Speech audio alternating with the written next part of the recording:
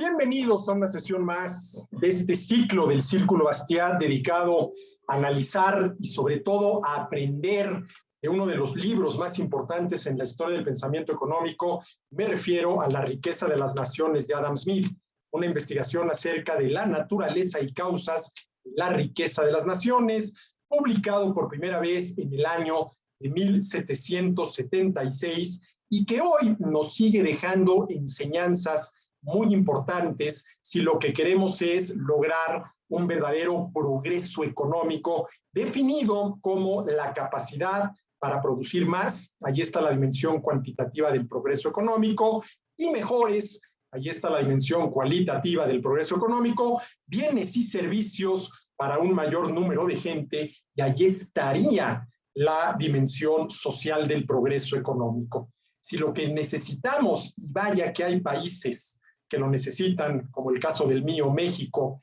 lograr mayor progreso económico, sin duda alguna que podemos encontrar, no me atrevería a decirlo recetas porque no son recetas, pero sí principios que respetar si lo que queremos es lograr eso, ¿sí? Un mayor bienestar para las personas que depende del bienestar de la cantidad, calidad y variedad de los bienes y servicios de los que disponen para satisfacer sus necesidades. Bueno, llevamos ya muchas sesiones dedicadas a Adam Smith y todavía faltan algunas más porque honestamente, sinceramente, creo que lo vale. Este libro, La riqueza de las naciones, es una riqueza tal que tal vez me atrevo a decir que es inagotable, ¿sí? Yo debo confesar que obviamente no es la primera vez que leo La riqueza de las naciones, tampoco es la segunda, la tercera, no sé cuántas veces lo he leído en cuántas ediciones distintas, pero no es ni la primera, ni la segunda, ni la tercera, y cada vez que me asomo a la obra de Smith, siempre le encuentro algo nuevo. Y me pregunto, oye, ¿cómo es posible que todas las anteriores veces que leí esto no me había yo dado cuenta de esto, no había yo notado aquello, ¿sí? Entonces yo estoy seguro que si dentro de 5 o 10 años se armara otro Círculo Bastiat, ¿sí?, con un ciclo dedicado a Adam Smith, seguramente aprenderíamos más y nuevas cosas y mejores cosas de las que estamos aprendiendo. Pero bueno, estamos ya en el libro cuarto de los 5 libros que integran La riqueza de las naciones. Libro cuarto, cuyo nombre, cuyo título es De los sistemas de economía política, que para Adam Smith son fundamentalmente 2. Lo que comienza llamando el sistema comercial, que luego llamará mercantil y que hoy se conoce como mercantilismo, y el otro sistema, el agrícola, que pues no es otro que la fisiocracia que estaba vigente, ¿sí?, en Francia, precisamente en la época en que vivió Adam Smith allá en el siglo XVIII, ¿sí? Y no voy a retomar, porque si no sería así cuestión de nunca acabar, todo lo que ya hemos dicho al respecto, pero sí me quiero quedar, ¿sí?, en donde, bueno, retomarlo, perdón, donde nos quedamos, ¿sí?, la vez pasada, cuando Adam Smith explica qué es lo que pasa cuando en un país se restringen las importaciones y o se incentivan las exportaciones con el objetivo de corregir el resultado de la balanza comercial que suponemos que es deficitario. Hay un malentendido muy generalizado por el cual de bote pronto se cree que si la balanza comercial de un país es deficitaria, es decir, que si es más lo que se importa que lo que se exporta, ese país de alguna manera está perdiendo. Cuando la verdad es que no es así, y ya lo expliqué en algunas sesiones anteriores y no voy a volver al tema, ¿sí? Pero aquí la pregunta que se hace Smith es, ¿por qué se insiste, ¿sí?, más allá del estricto argumento mercantilista, ¿sí?, y sobre todo de la ilusión crisohedónica, que nos dice que la riqueza consiste en dinero, de tal manera que entre más dinero se acumule dentro de un país, pues más rico será ese país. Y todo esto en una época del siglo XVIII, en la cual el dinero consistía fundamentalmente en metales preciosos, oro y plata. Entonces, por ejemplo, un país como Inglaterra, que no tenía minas de oro, no tenía minas de plata, ¿qué tenía que hacer para disponer de oro y plata, que en aquel entonces era el dinero, con la intención de acumularlo, porque se creía que la riqueza consistía precisamente en el dinero? Bueno, pues una de las maneras que un país como Inglaterra tenía de hacerse de oro y plata era robárselo a los españoles cuando los barcos españoles cruzaban el Océano Atlántico con toda la plata proveniente de la Nueva España y del Virreinato del Perú. Recurrir a la piratería. Pero si no vas a recurrir a la piratería, o no todo el oro y la plata que quisieras tener lo vas a poder obtener por la vía de la piratería, pues una manera de conseguirlo era a través de las exportaciones. Porque al exportar, por ejemplo, manufacturas de Inglaterra, se le pagaban con oro, con plata, que entraba a Inglaterra, pero entonces, claro, el reto era que se quedara en Inglaterra. Y para eso, pues había que desincentivar lo más posible, y en muchos casos inclusive prohibir la importación de mercancías. Porque cuando se importaban mercancías a Inglaterra, pues a cambio se pagaba con oro y plata que salía del país, ¿sí? Y esto es precisamente, ¿sí?, el tema que trata Smith cuando analiza cuáles pueden ser las consecuencias de lo que él llama el sistema comercial, luego le llama el sistema mercantil y lo que hoy se conoce como mercantilismo. Y estamos ya analizando, ¿sí?, qué sucede cuando se restringen las importaciones, ¿sí?, desde los países con los cuales se tiene un déficit comercial. Sí, nosotros estamos importando más bienes de aquel país de lo que le estamos exportando. Por lo tanto, tenemos una balanza comercial deficitaria. Y eso es algo malo. Ya vimos en sesiones anteriores que no es malo, al contrario. El resultado deseable en la balanza comercial es que sea deficitario, porque ese es el resultado que ayuda a minimizar la escasez. Pero bueno, eso ya lo vimos en un par de sesiones anteriores. No voy a volver a ello porque si no, simple y sencillamente nunca avanzamos, ¿no? Pero bueno, repito lo que dice Smith. Dice, en primer lugar, aunque fuera cierto que con el libre comercio entre Francia e Inglaterra, el saldo estaría a favor de Francia, es decir, que la balanza comercial de Inglaterra con Francia fuera deficitaria, por lo cual la balanza comercial de Francia con Inglaterra sería superavitaria, ello en ningún caso significaría que ese comercio sería perjudicial para Inglaterra. Y a ver, nada más por no dejar. Si aceptamos que el déficit en la balanza comercial es malo, pues lo bueno sería lo contrario. ¿Y qué es lo contrario del déficit en la balanza comercial? El superávit en la balanza comercial. Que sea más lo que exportamos que lo que importamos. Pero si el superávit es bueno, lo mejor no será lograr el mayor superávit posible. A ver, si superávit es bueno, lo mejor no será lograr el mayor superávit posible. Bueno, pues a lo mejor hay quien dice que sí. Oye, mira, pues sí, si el superávit es bueno, mucho mejor será lograr el mayor superávit posible. ¿Y qué se tendría que hacer en un país para lograr el mayor superávit posible?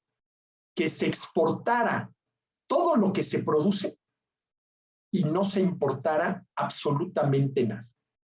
Esa es la condición que se tendría que cumplir para lograr el mayor superávit posible. Que se exporte absolutamente todo lo que se produce en el país y que no se importe nada. Esa es la manera de lograr el mayor superávit posible en la balanza comercial. ¿Pero qué pasaría? Pues que los habitantes de ese país que ya lograron el mayor superávit posible en la balanza comercial se acaban muriendo de hambre, porque de entrada exportaron todos los alimentos que producían, no importaron ningún alimento, pues tarde o temprano te vas a acabar muriendo de hambre. Creo que este es un buen ejemplo, un ejemplo que yo llamo de tipo bastiatiano, por Federico Bastiat, quien ponía ejemplos tan absurdos que de tan absurdos se veía claramente dónde estaba el error, ¿no? Bueno, entonces, sí, aunque fuera cierto que con el libre comercio entre Francia e Inglaterra, el saldo estaría a favor de Francia, ¿sí? La balanza comercial de Inglaterra con Francia sería deficitaria, la de Francia con Inglaterra sería superavitaria.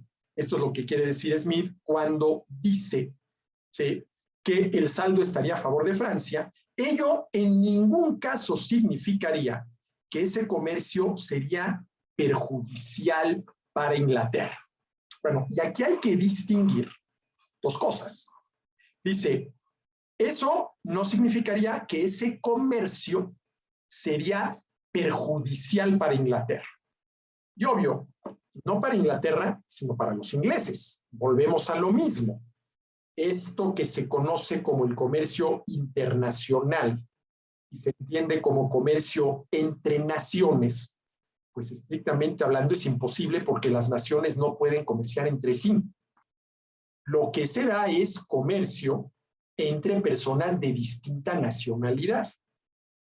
Y a ese comercio se le llama internacional, pero estrictamente hablando no es entre naciones, sino entre personas de distinta nacionalidad, ¿sí?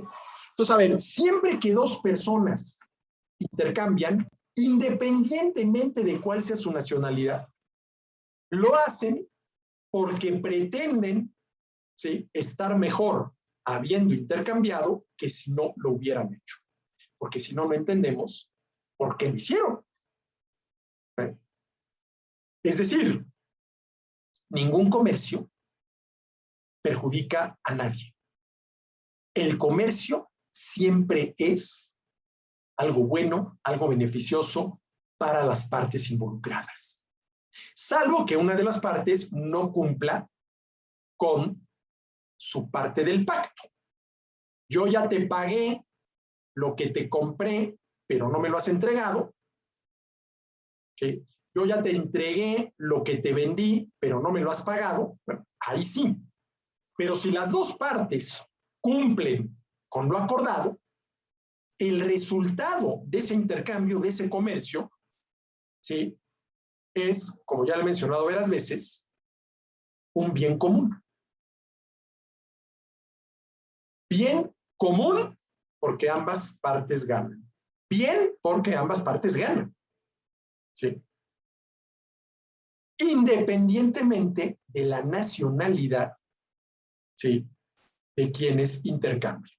Porque aquí lo que importa son, digámoslo así, los principios universales que rigen el intercambio, no la nacionalidad particular de quienes intercambian. Entonces, vuelvo a esto por lo que dice Smith. Dice, aunque fuera cierto que con el libre comercio entre Francia e Inglaterra, el saldo estaría a favor de Francia, ello en ningún caso significaría que ese comercio sería perjudicial para Inglaterra. Pues claro que no, porque cada pieza, ¿sí?, de producto francés importado a Inglaterra va a beneficiar a algún inglés, porque si no, no se importaría. ¿Sí? Bueno, aquí creo que lo que Smith quiere decir es que el déficit comercial no perjudica a los ingleses, por todo lo que ya dijimos en algunas sesiones anteriores. ¿Sí? Bueno. Dice Smith,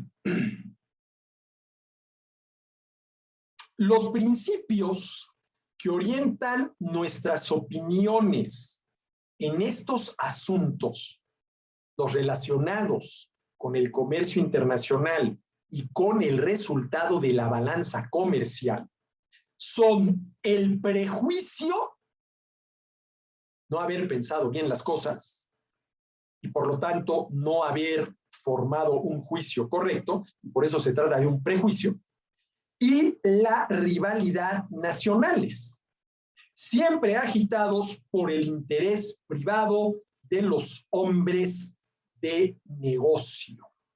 A ver, ¿cuál es el interés privado de cualquier hombre de negocio?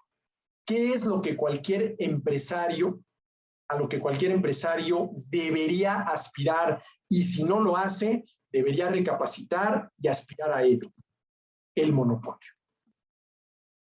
A ver, yo creo que cualquier oferente de cualquier bien o servicio debe aspirar al monopolio. Porque esa es la condición ideal para maximizar utilidades. Y el objetivo del empresario, no de la empresa, pero sí del empresario, no solo debe ser generar utilidades, sino maximizar utilidades. ¿Sí?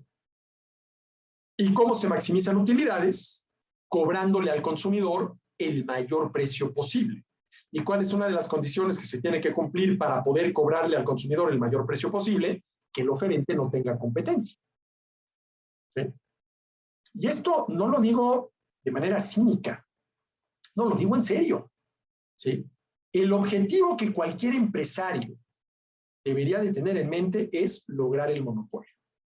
A ver, lo digo aquí abiertamente, ¿sí?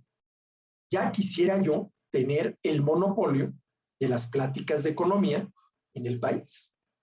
Claro que sí. Ahora, la pregunta es, ¿cómo logras ese monopolio? Porque, a ver, si tú lograste el monopolio por la vía de la competitividad, qué bueno, te lo mereces.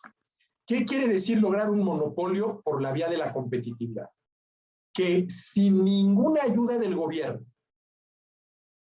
en base a competitividad, menores precios y o mayor calidad y o mejor servicio, lo hice mejor que todos mis competidores, por lo que lo saqué del mercado.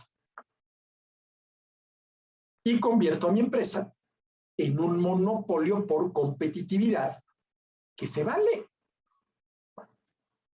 Pero, ¿qué sucede si en vez de centrar la atención en la competitividad, cómo le hago para poder ofrecer lo que produzco a menor precio y o mayor calidad y o mejor servicio que mis competidores, me acerco a quien tenga que acercarme en el gobierno y le pido que por favor, ¿sí?, elimine a mis competidores? ¿Cómo? Prohibiéndoles producir y ofrecer lo que yo produzco y ofrezco. Por hacer esto, si el competidor es un competidor nacional, es un connacional, pues sí, ya resulta en rudeza innecesaria. Pero ¿qué pasa si ese competidor es un productor extranjero, cuyo producto se importa a mi país? Importaciones que me hacen la competencia. Entonces, sí, pudiera verse bien que yo le pida al gobierno que me proteja de la competencia que traen consigo las importaciones. ¿Sí?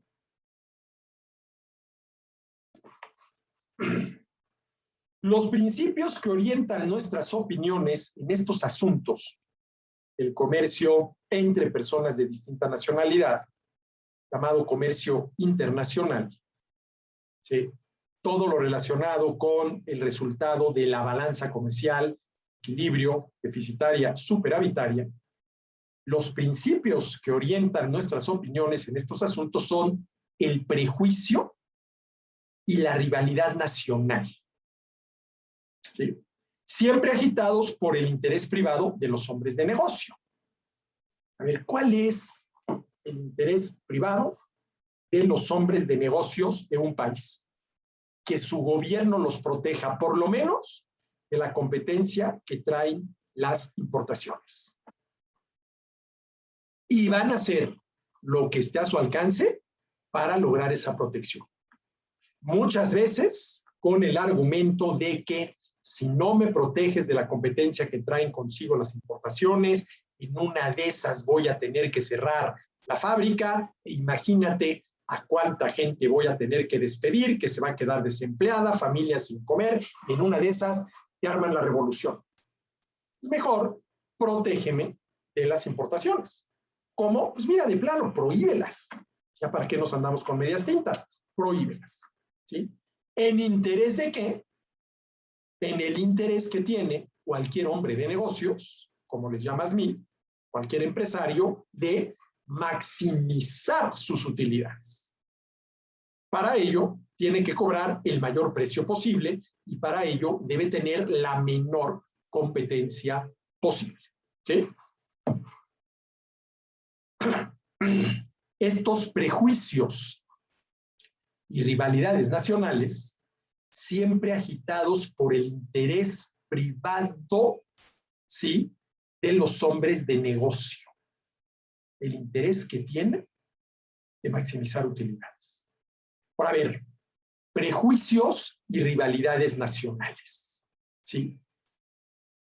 Pareciera ser que el comercio entre personas de distinta nacionalidad es una guerra, es una rivalidad nacional, ¿sí? Vamos a suponer que así sea, que ojo, no es una guerra comercial, es una competencia comercial, y entre una guerra y una competencia hay toda la diferencia, ¿sí? Hay toda la diferencia, ¿sí? Claro, la competencia comercial entre distintos productores y oferentes de bienes y servicios que se pueden sustituir entre sí, por ejemplo, refrescos de cola, es lo ideal para que lo producido se ofrezca al menor precio posible en beneficio de los consumidores. Y al final de cuentas, pues el desempeño de una economía debe medirse a nivel, a mí me gusta decirlo en estos términos, de el bienestar de las familias, del bienestar de los miembros de las familias en términos de la cantidad, calidad y variedad de los bienes y servicios de los que disponen, ¿sí? Y para lograr esto, pues una de las condiciones que se tiene que cumplir es la mayor competencia posible entre productores y oferentes, al margen de la nacionalidad de los competidores. Porque aquí lo que importa es la competencia, no la nacionalidad de los competidores, por lo que, al menos desde el punto de vista del libre comercio, pues las importaciones no tienen absolutamente nada de malo, al contrario, ¿sí? Pero muchas veces se nos ha hecho creer que esto del comercio internacional, pues sí supone una especie de agresión de alguien en contra de alguien más. Y por lo general, ¿cuál es el relato que se nos cuenta? Oye, es que mira, los productores extranjeros que ya están exportando su producto a nuestro país y están haciendo la competencia a los productores nacionales, que a lo mejor no tienen la capacidad para responder con menores precios y o mayor calidad y o mejor servicio, la trilogía de la competitividad, a esa competencia, ¿sí? Y no podemos permitir que los productores nacionales vayan a quebrar. Por lo tanto, ¿sí?, prohibimos las importaciones. Bueno, todo este argumento que les acabo de contar, falaz, es producto de un prejuicio, o si quieren ustedes, de un juicio equivocado. Porque, a ver, ¿sí?, el objetivo de la economía, de la actividad económica, debe de ser el bienestar de los consumidores, no la rentabilidad de las empresas. Debe ser el bienestar de los consumidores, no la rentabilidad de las empresas. ¿Sí? Y cuando empezamos a centrar la atención en la rentabilidad de las empresas, en cómo rescatar empresas que están a punto de quebrar, en cómo mantener a las empresas al margen de la competencia, estamos actuando en contra del bienestar de los consumidores. Y les pongo el ejemplo que hemos venido manejando, ¿no? Se puede importar un producto que satisface bien las necesidades de buena parte de los consumidores nacionales. Pero ese producto que satisface bien las necesidades de los consumidores nacionales y precisamente por eso le está haciendo mucha competencia a los productores nacionales. Y más de uno ya se las están viendo negras porque no logran volverse más competitivos. Es más, algunos de ellos ya están incurriendo en pérdidas. ¿Qué habría que hacer para ayudarlos? Prohíbe las importaciones. Prohíbe las importaciones, hay menos competencia, de entrada hay menos oferta, los precios suben y entonces prohibir las importaciones apoya la rentabilidad de estas empresas que no podían competir con el producto importado. ¿A costa de qué? Del bienestar de los consumidores, que ya no tienen la opción del producto importado porque tu gobierno ya lo prohibiste. Ahora, claro, habrá que ver si esa prohibición no te genera contrabando, que dicho sea de paso, es el camino, el contrabando, que encuentra la libertad para darle la vuelta a una prohibición tan injusta e ineficaz como es la de prohibir las importaciones, ¿sí? Este tipo de prejuicio, ¿no? No, es que mira, se debe de consumir lo producido en el país. ¿Pero por qué? Nada más porque se produjo en el país. Nacionalismo económico. Se debe de producir, perdón, se debe de consumir aquello que se te ofrezca al menor precio posible y o con la mayor calidad posible y o con el mejor servicio posible. ¿Sí? Pero, al final de cuentas, ¿qué es lo que está diciendo Smith? A ver, que el proteccionismo, ¿sí?, es el resultado, ¿sí?, de prejuicios, de rivalidades nacionales, ¿sí?, y de los intereses privados de los hombres de negocio. Y aquí sí que se puede armar todo un complot en contra, ¿sí?, de los intereses de los consumidores y, ojo, de los derechos de los consumidores. ¿Sí? A ver,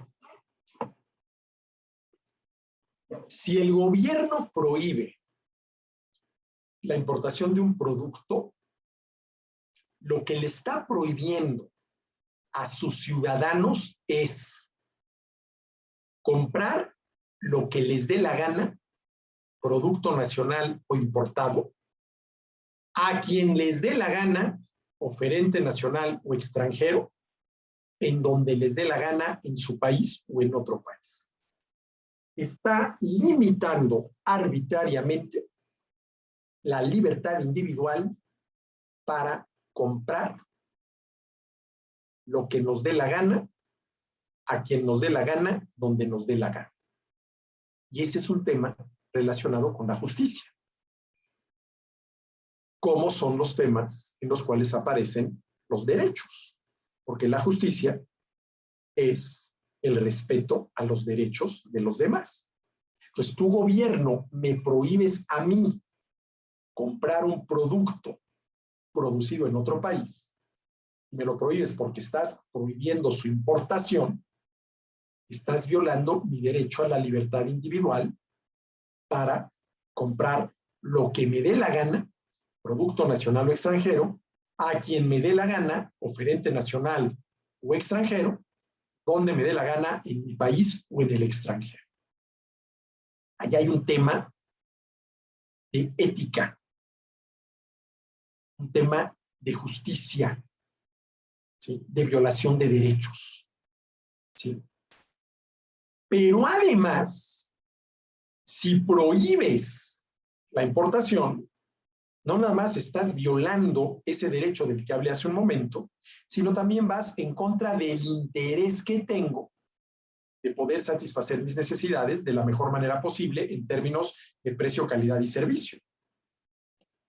Y eso es precisamente lo que me permitían las importaciones, satisfacer mis necesidades de mejor manera, ¿sí?, que con el producto nacional. Oye, pero entonces, ¿qué va a pasar si los productores nacionales no pueden competir? Pues que se dediquen a otra cosa, que se dediquen a otra cosa. No, pobrecitos. Mejor los protegemos, prohibiendo las importaciones, prohibiendo las importaciones. Dice Smith, en el fondo, no hay nada más absurdo que toda esta doctrina de la balanza comercial.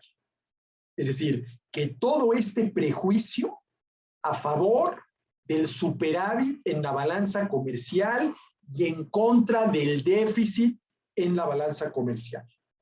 No hay nada más absurdo que toda esta doctrina de la balanza comercial sobre la que se basan todas las restricciones y reglamentaciones que afectan el comercio. No hay nada más absurdo. No hay nada, a ver, digámoslo así. No hay nada más absurdo porque todas esas restricciones y reglamentaciones para limitar lo más posible las importaciones e impulsar lo más posible las exportaciones son, desde el punto de vista de la ética, injustas, porque violan derechos, y desde el punto de vista de la economía, ineficaces, porque incrementan la escasez. Vamos, Smith no lo dice así, pero yo creo que estaría de acuerdo. Si yo prohíbo la importación de un producto, lo que estoy haciendo es prohibiéndole a mis ciudadanos comprar lo que les dé la gana, producto nacional o importado, a quien les dé la gana, oferente nacional o extranjero, donde les dé la gana, en su país o en otro país. Y la pregunta es, ¿por qué habríamos de prohibirle aquello?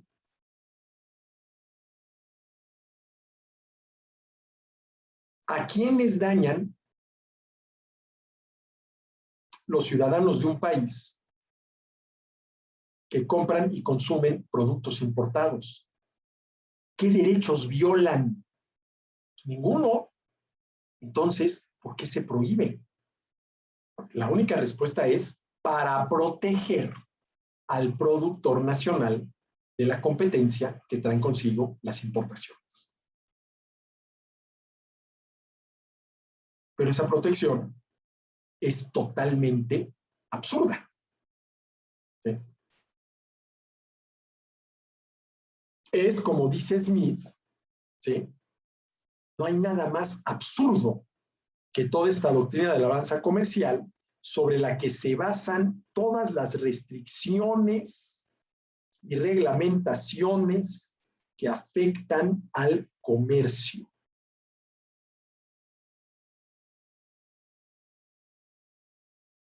Esta doctrina supone, es que es grande, Smith, dice, esta doctrina supone que cuando dos lugares, países, comercian y el saldo está equilibrado, entonces nadie gana ni nadie pierde.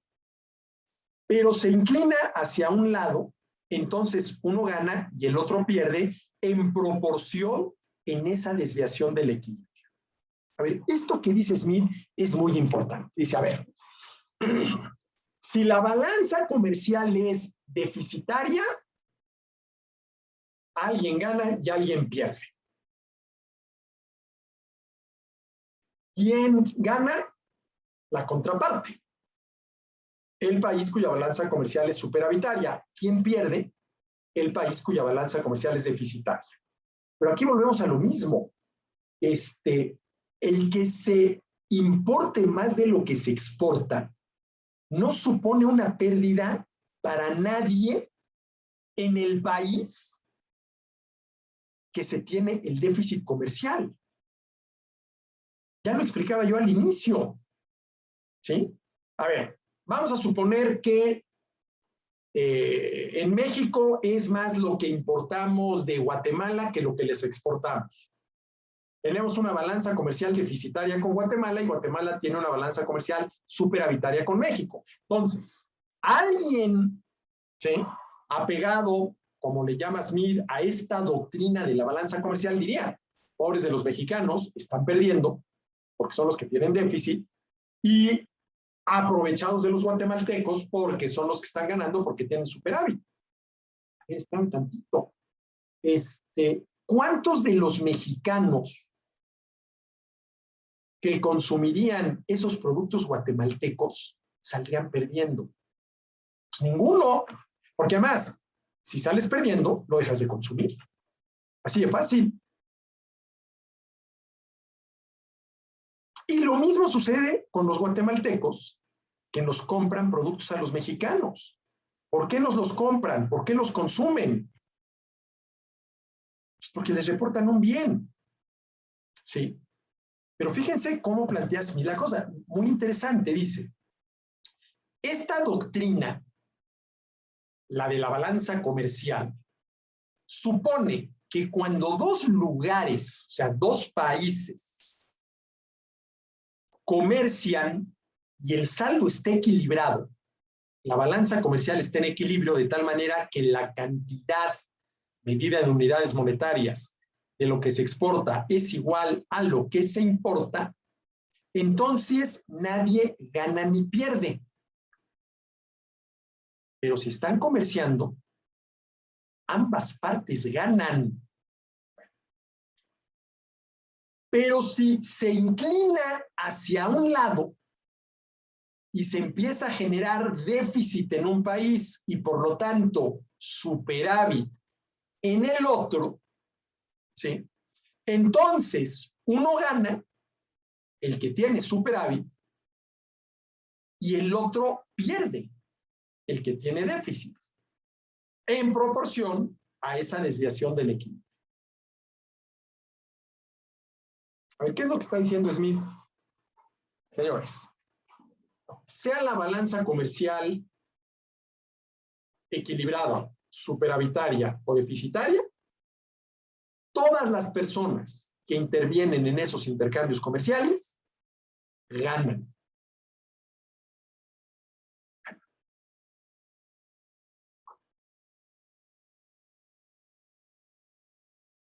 Bueno, es increíble que a estas alturas del partido, finales del año 2021, siga habiendo personas que esto no lo entienden y que ponen el grito en el cielo cada vez que se enteran que el resultado de su balanza comercial fue deficitario. ¡Qué barbaridad! Alguien se está aprovechando de nosotros. Bueno, a ver, ¿quién y de qué manera?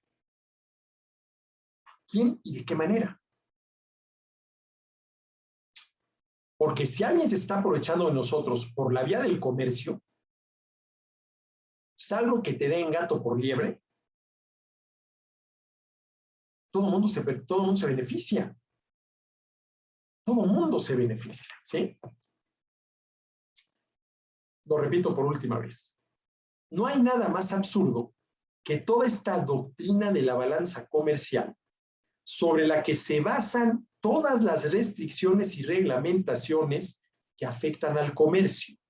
Esta doctrina supone que cuando dos lugares comercian, dos países comercian, o para decirlo correctamente, cuando comercian personas de distinta nacionalidad, ¿sí?, y el saldo está equilibrado, ¿sí?, la cantidad medida en alguna unidad dineraria que se exporta es igual a la que se importa, entonces nadie gana ni pierde. Pero si nadie gana ni pierde, intercambian. Pero bueno, en fin. Pero si se inclina hacia un lado, se vuelve superavitaria para una de las partes y por lo tanto deficitaria para el otro, ¿sí?, entonces uno gana y el otro pierde en proporción a esa desviación del equilibrio. Dice Smith, Los dos supuestos son falsos.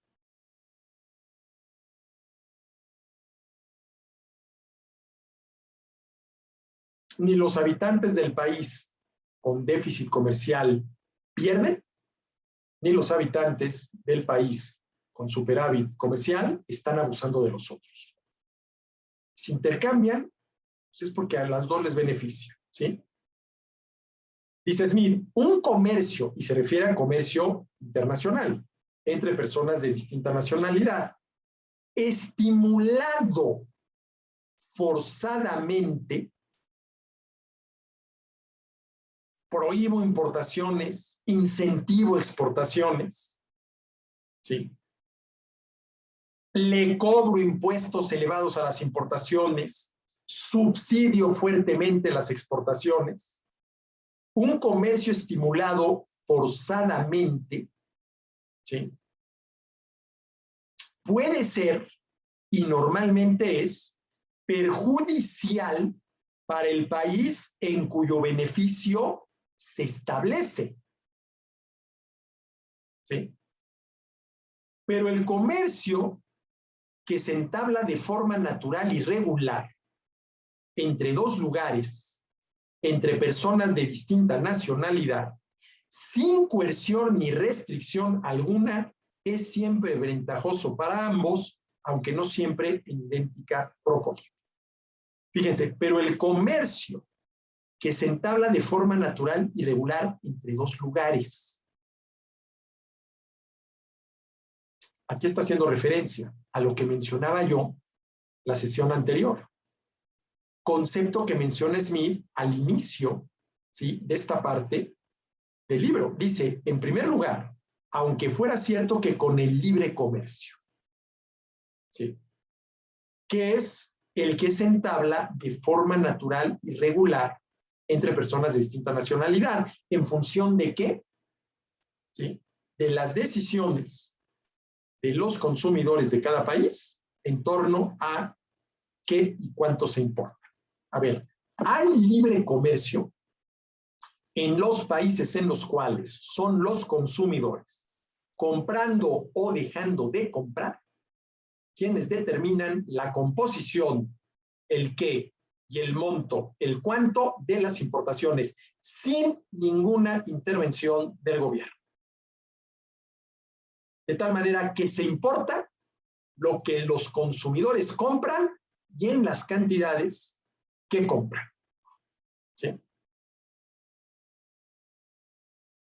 En un país en el cual son los consumidores quienes comprando o dejando de comprar determinan la composición y el monto de las importaciones, hay libre comercio, ¿no?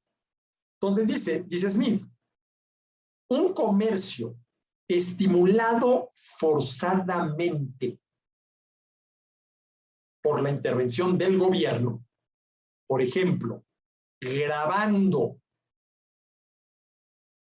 con aranceles elevados las importaciones y subsidiando, apoyando con fuertes subsidios las exportaciones, ¿sí?, normalmente es perjudicial para el país en cuyo beneficio se establece. Ahora, claro, y dice Smith, ¿cómo explicaré más tarde?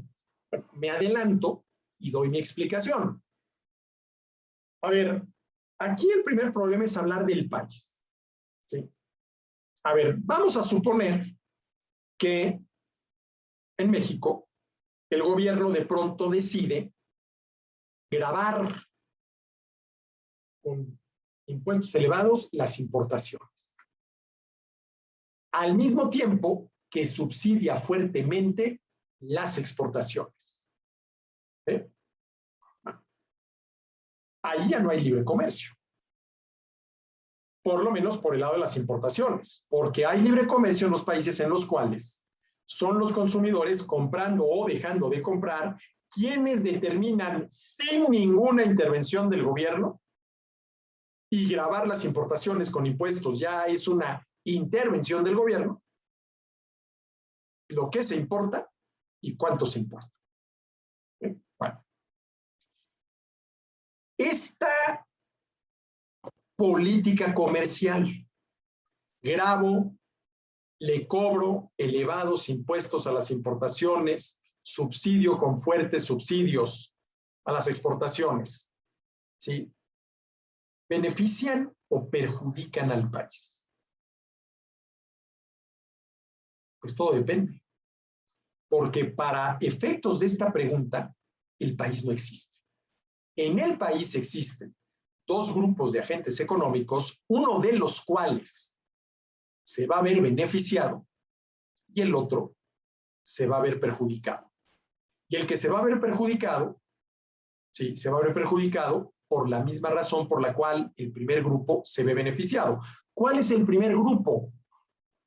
El de los productores nacionales que tienen que competir con las importaciones, importaciones que pierden competitividad si se les grava con un elevado impuesto que repercutirá en el precio que tendrán que pagar los consumidores.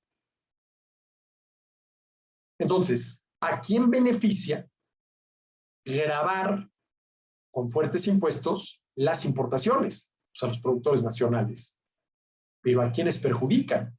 A los consumidores nacionales.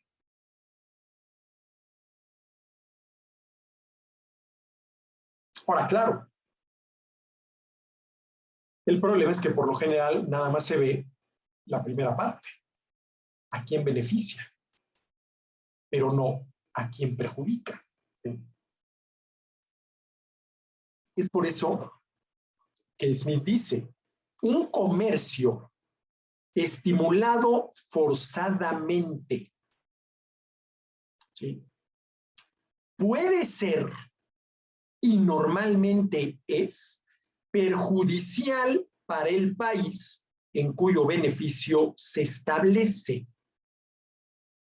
Pero aquí le podríamos preguntar a Smith, que acabo de explicar, bueno, pues es que en el país, para efectos de comercio exterior, hay dos grupos.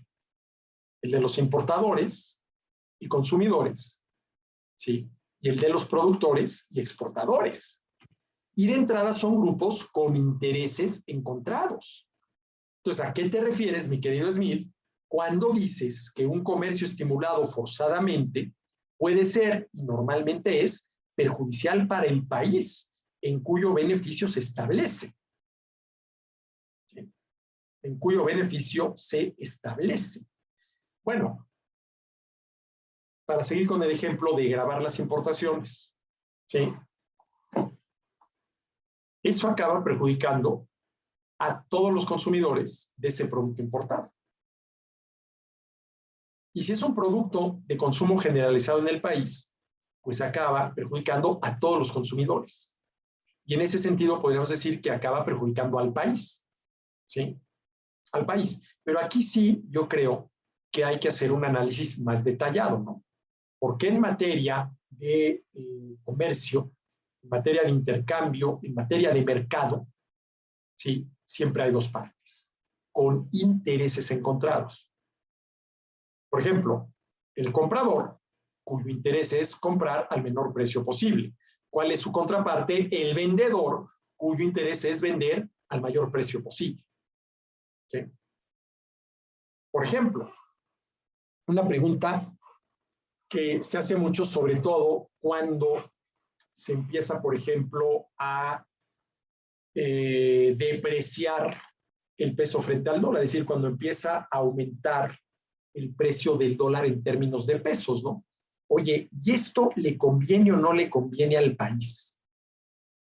Pues todo depende, porque si tú eres exportador, te conviene, porque fíjate, ayer el tipo de cambio era 15 pesos por dólar. ¿Esto qué quiere decir? Que el consumidor extranjero de tu producto, a quien se lo exportas, por cada dólar que pagaba, recibía 15 pesos de mercancía mexicana. Si se deprecia el tipo de cambio y ahora es 20 pesos por dólar, ahora el consumidor extranjero, por cada dólar que paga, recibe 20 pesos de mercancía mexicana. Y eso a él lo beneficia y por lo tanto también a su contraparte, que es el exportador mexicano. Pero hay que ver la otra cara de la moneda, la de los importadores y consumidores mexicanos de productos importados. Porque, a ver, si el tipo de cambio es 15 pesos por dólar, yo, mexicano, consumidor de productos importados, que hay que pagar con dólares, ¿sí?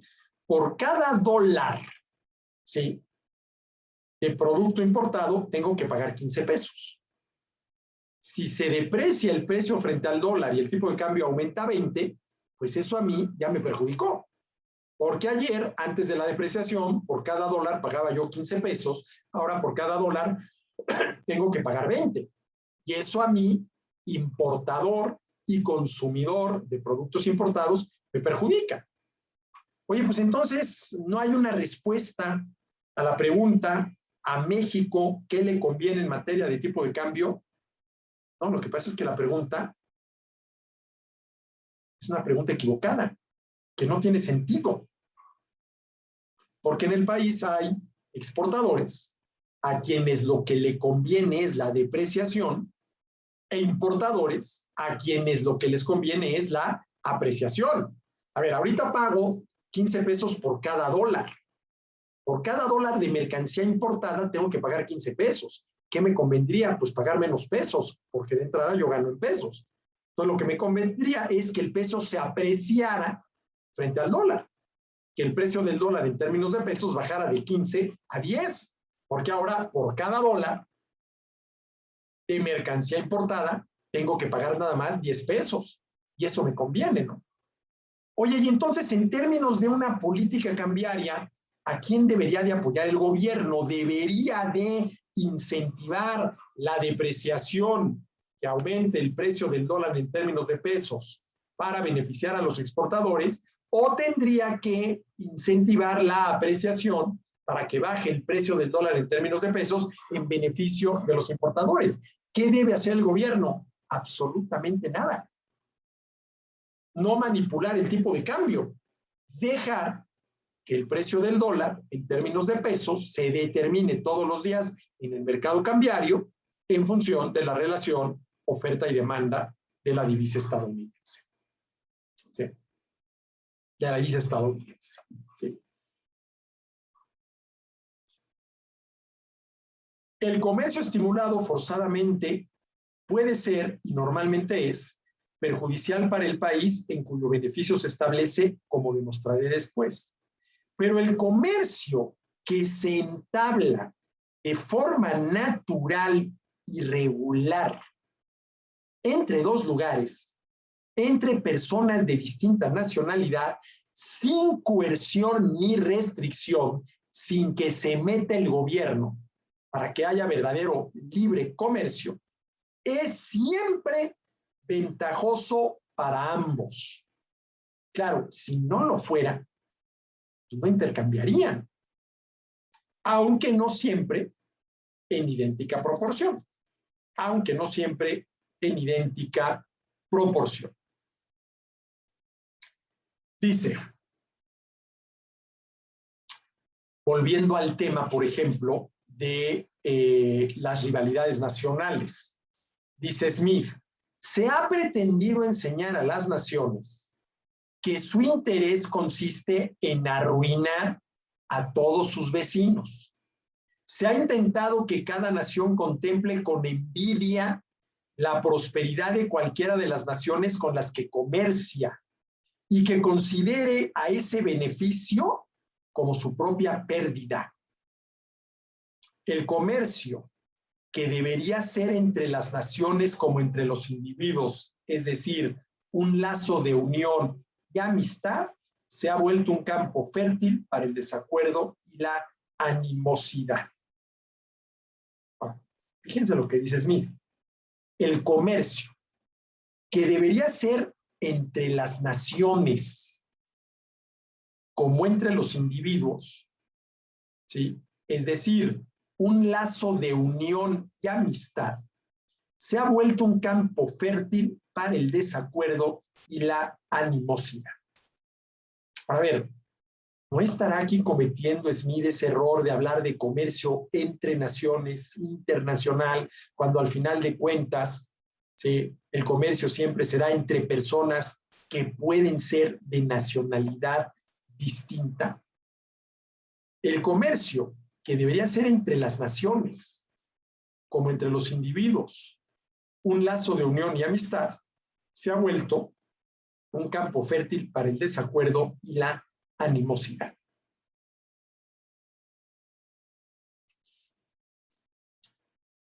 Fíjense qué noción tiene Smith del comercio, del intercambio, ¿sí?, entre compradores y vendedores. Un lazo de unión y amistad. Es más, una manera muy eficaz de colaboración. A ver, entre comerciantes hay competencia. Entre compradores puede haber competencia. Por ejemplo, la subasta de una obra de arte. Pero entre compradores y vendedores siempre hay colaboración. Hombre, de que a ver si logro que me vendas a menor precio y a ver si logro que me compres a mayor precio, pues sí, en función del interés que tiene el oferente de vender al mayor precio posible y en función del interés que tiene el demandante de comprar al menor precio posible. Pero si ya se pusieron de acuerdo en torno al precio e intercambian, lo que están haciendo es colaborar el uno con el otro. Porque cada uno valora más lo que recibe del otro que lo que da a cambio. El intercambio, ¿sí?, es una conducta colaborativa. Y por lo tanto, podríamos también considerar que es un lazo de unión. Porque ahí donde dos colaboran, los dos se benefician. Y eso genera lazos de unión y de amistad. El comercio, que debería ser entre las naciones como entre los individuos un lazo de unión y amistad, se ha vuelto un campo fértil para el desacuerdo y la animosidad. Oye, ¿y por qué se ha vuelto un campo fértil para el desacuerdo, la animosidad, los pleitos, ¿sí?, por, ¿sí?, los prejuicios y las rivalidades nacionales agitados por el interés privado de los hombres de negocio? Y sobre esto regresaremos, ¿sí?, en la próxima sesión del Círculo Bastián. Por lo pronto, muchas gracias y hasta la próxima.